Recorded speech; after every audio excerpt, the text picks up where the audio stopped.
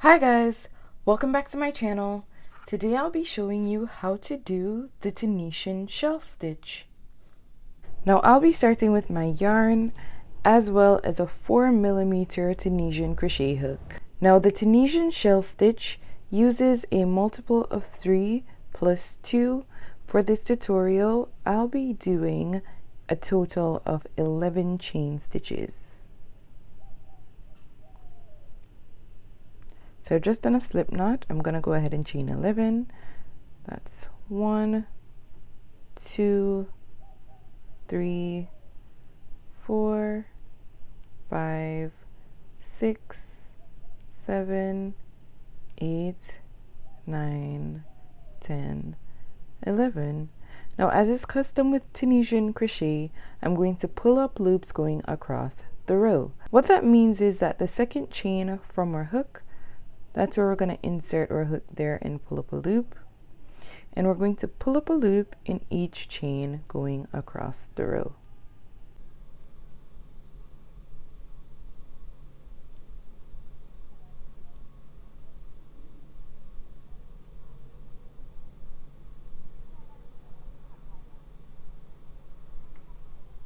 Now at the end of the row, we should have the same number of loops on our hook as we did the chains to start. So I started with 11 chains, which means that I should have 11 total loops on the hook.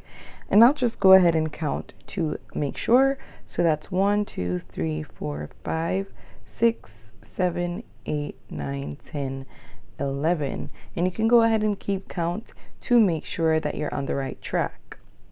Now for the Tunisian shell stitch, the return pass isn't done like a traditional Tunisian return pass where we chain 1 and then yarn over and pull through 2. We're not going to do that for this stitch. Instead, we're going to start by chaining 2. So 1,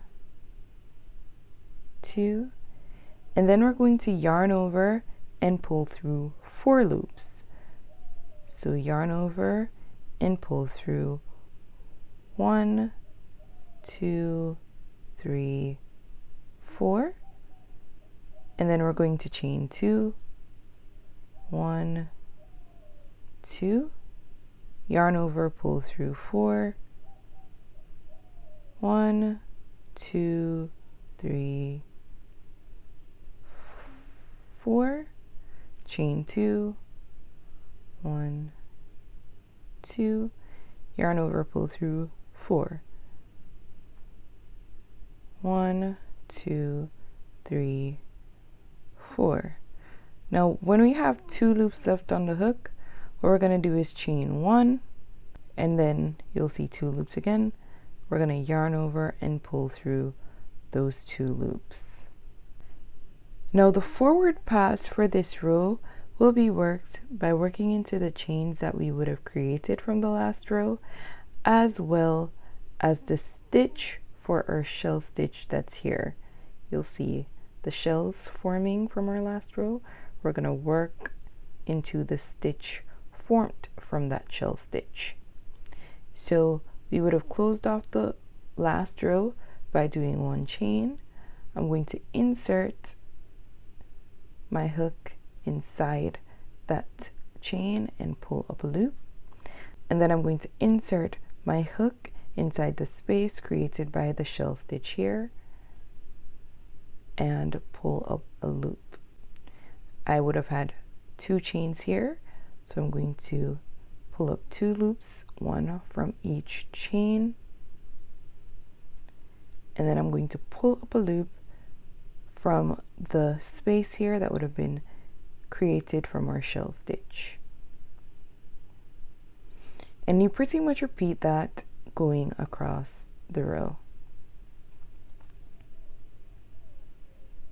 In the last 2 stitches, I'm going to pull up a loop coming from this chain, but in the very last stitch, I'm going to do a traditional border stitch. Now you can just go ahead and turn your work to the side. You'll see that we have this top bar here, but there's also a bar that's at the back.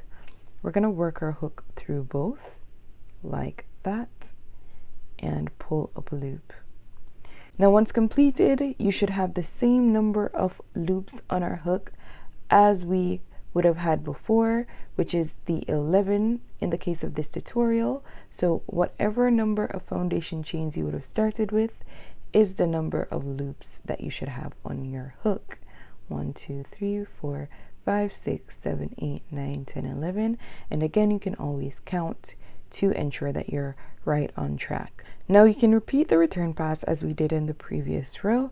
So we're going to do that by starting by chaining 2, 1, 2, and then I'm going to yarn over and pull through 4, 1, 2, 3, 4, and chain 2, 1, 2, yarn over, pull through 4, 1, 2, 3, 4, chain 2, 1, 2, yarn over, pull through 4, 1, 2, 3, 4, chain 1, and for the last 2 loops in our hook, we're going to yarn over and pull through those 2 loops, and then we're going to repeat. So we're going to do exactly what we've done in the last 2 rows. I'm going to pull up 1 loop there from that last chain, pull up a chain from our shell stitches. We have 2 chains here. I'm going to pull up a loop from each chain, then 1 from the shell, 1 from each chain, pull up a loop for 1 from each chain, and 1 from the shell, 1 from the chain here, and then we're going to do our border stitch.